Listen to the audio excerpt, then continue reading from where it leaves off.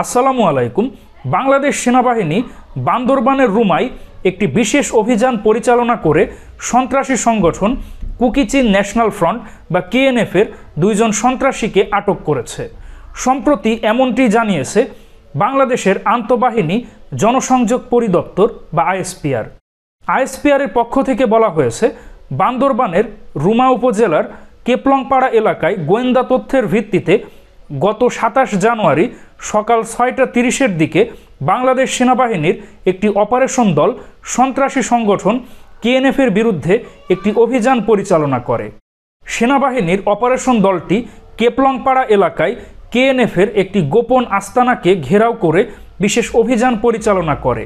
ঘটনাস্থল থেকে পালিয়ে যাওয়ার সময় বাংলাদেশ সেনাবাহিনীর অপারেশন দলটি ৪২ বছর বয়সী ভানমুন লমবম এবং ৩৬ বছর বয়সী ফিলিপ খিয়াং নামক দুইজন কেএনএফ সন্ত্রাসীকে আটক করে।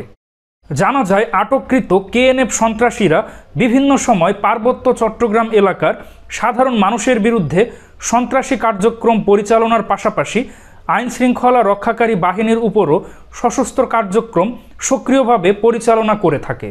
উল্লেখ্য যে, বান্দরবানের রুমা উপজেলার বিভিন্ন এলাকায় সাধারণ জনগণের নিরাপত্তা নিশ্চিতকল্পে সন্ত্রাসী সংগঠন কেএনএফের বিরুদ্ধে বাংলাদেশ সেনাবাহিনী দীর্ঘদিন ধরে বিভিন্ন অভিযান পরিচালনা করে আসছে।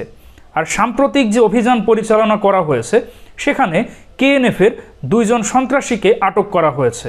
তো দর্শক মণ্ডলী, সেনাবাহিনীর এই বিশেষ অভিযানে সন্ত্রাসী সংগঠন কেএনএফের দুইজন সন্ত্রাসীকে আটক করা বিষয়ে আপনাদের কি অভিমত অবশ্যই কমেন্টে জানান।